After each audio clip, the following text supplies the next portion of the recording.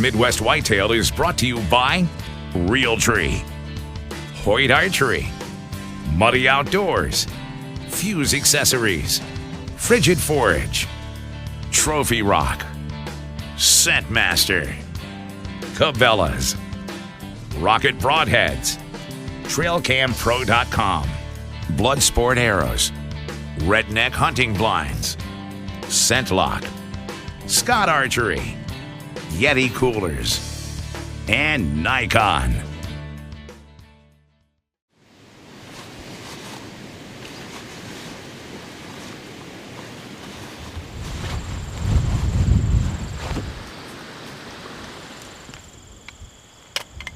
We got a pile of stuff to carry back on this ridge. Seems like it's more than two guys can carry in. We're only going probably about a quarter of a mile back out on there. We needed a southeast or an east wind, and we've got the southeast, probably about 15 miles an hour. We're going back on what we call Bucky Ridge. And this is where we've been getting the photos of the three bucks, the three old bucks that are coming out. Well, they were coming out probably 10 days ago, every single evening right before the end of legal shooting time, or right at sunset roughly. So we're going to see if they're still coming out. It's been a while since we've had the camera back there, so they may not still be on that same pattern. But this is the most consistent pattern we've got on the whole farm. They're all three old, but unfortunately they're all three about 120, 125 inches. So there's not a lot of antler there, but it should be some pretty fun hunting at least.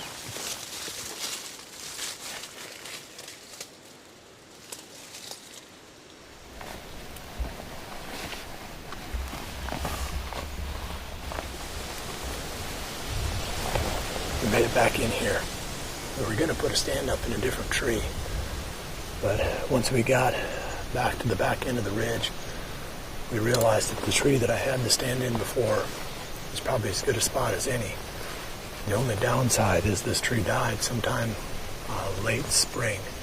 There's still some leaves on here from this year, so it hasn't been dead for a real long time, but there's no cover around us. So we're going to have to be really careful when the deer come out. As thick as it is, we're not going to see them coming.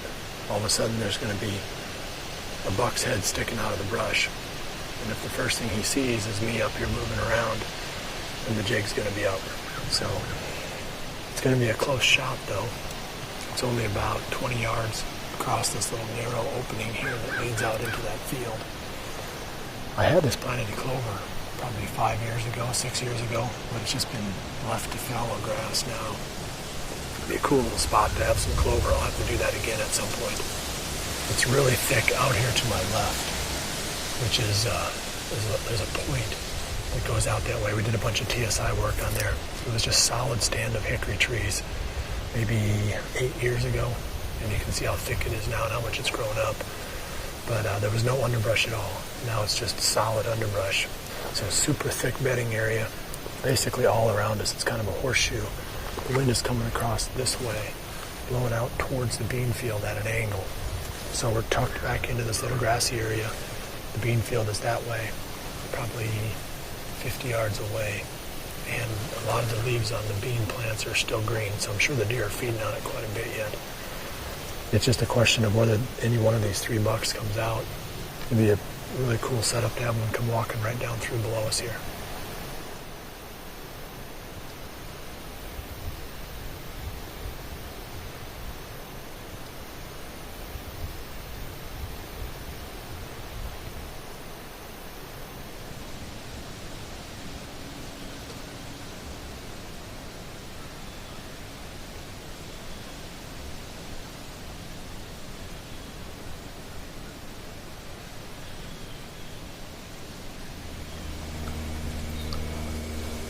Got about 45 minutes left of shooting time here, and out in the bean field just about 5-10 minutes ago, the doe and a fawn came out.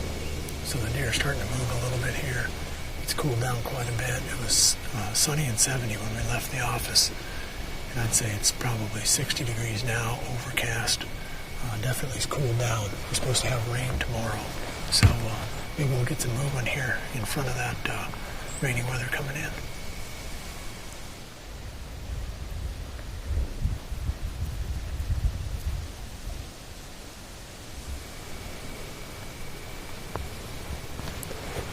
There he is.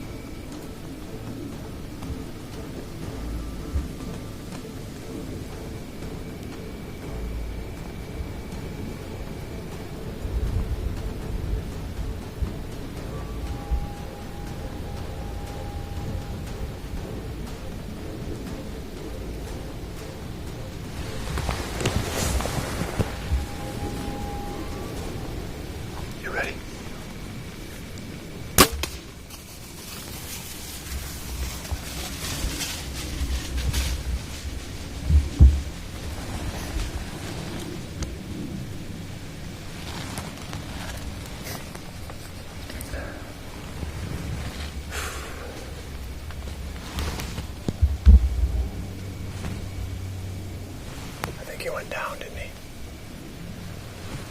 I thought I heard something crashing down in there. That was the buck that we had come back in here for this evening. It was a deer that we'd kind of halfway nicknamed Curly because he had sort of curly-shaped G2s. But I just made a bad shot tonight. See, I thought he'd picked us up. I thought the wind was swirling down this little pocket here. He kind of knew we were here the whole time anyway. There was another deer coming up, and he heard that deer, and then he stood up real quick and started looking around and got all antsy, and I thought that he had picked up our scent swirling down in this little pocket down here in front of us. And my goal was to just drive the arrow right through his shoulder like I did with Loppy last year during that late season hunt. And I shoot enough draw weight at 80 pounds, and with the 32-inch draw I can pack a lot of energy behind these arrows, but I didn't hit the spot I was aiming for.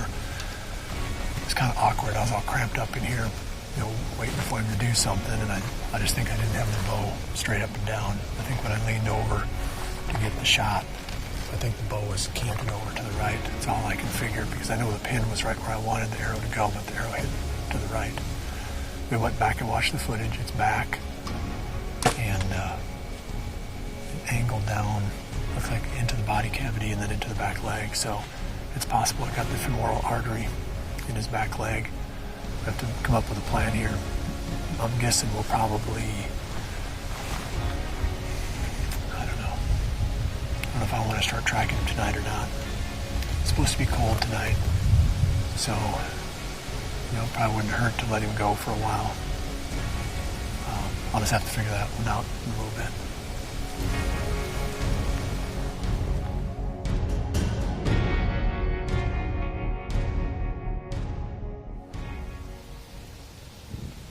I think I'm standing in the bed right where that buck was laying down last night when I was up in that tree stand.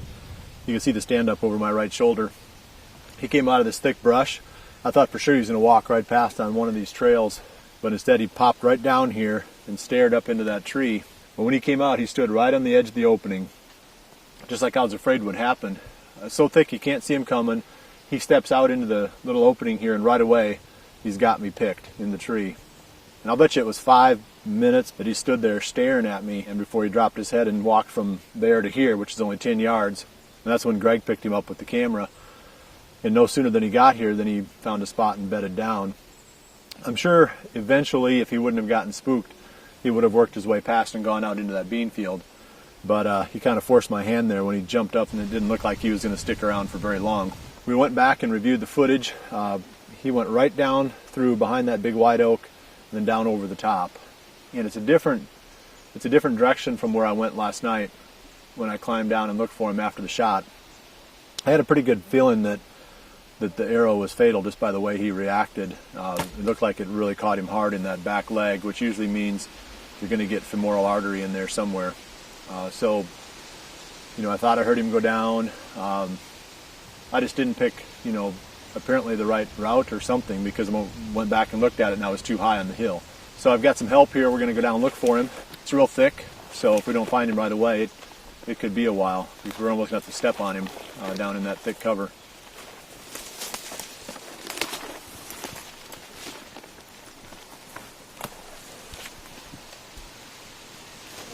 Somewhere out here. There he is right there. Well, he didn't go 70 yards.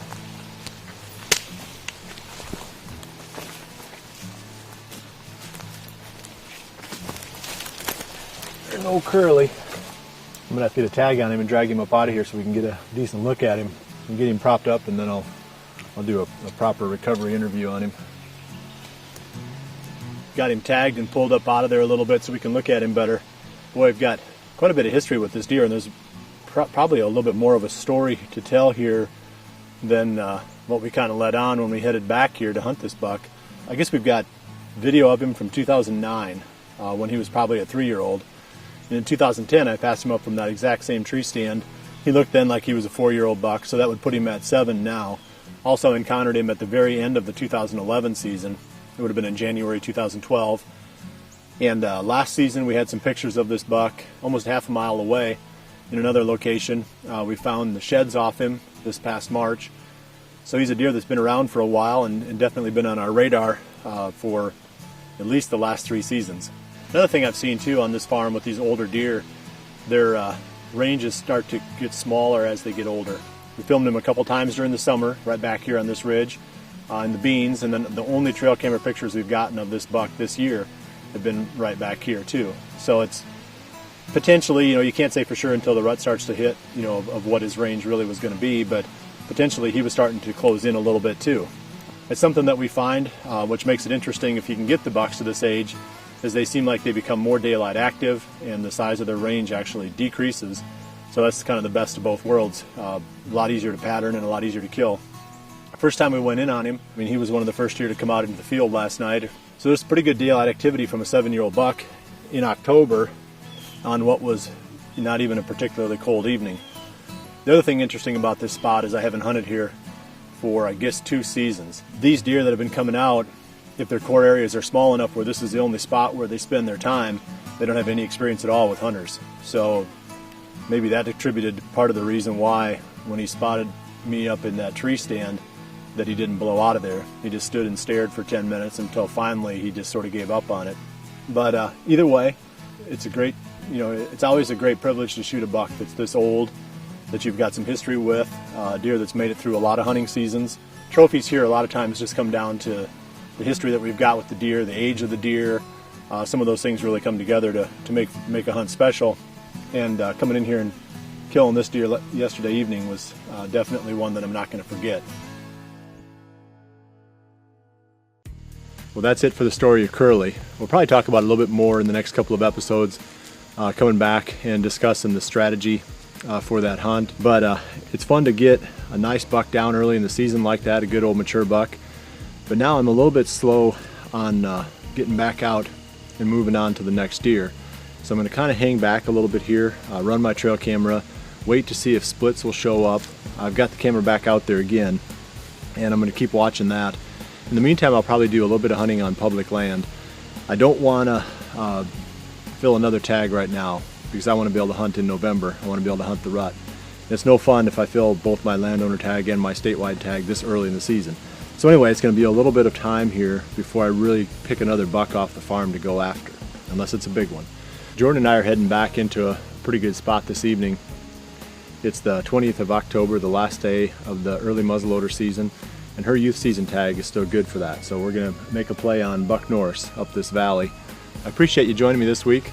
We'll see you right back here again next week for the next episode of Midwest Whitetail. And remember to always dream big.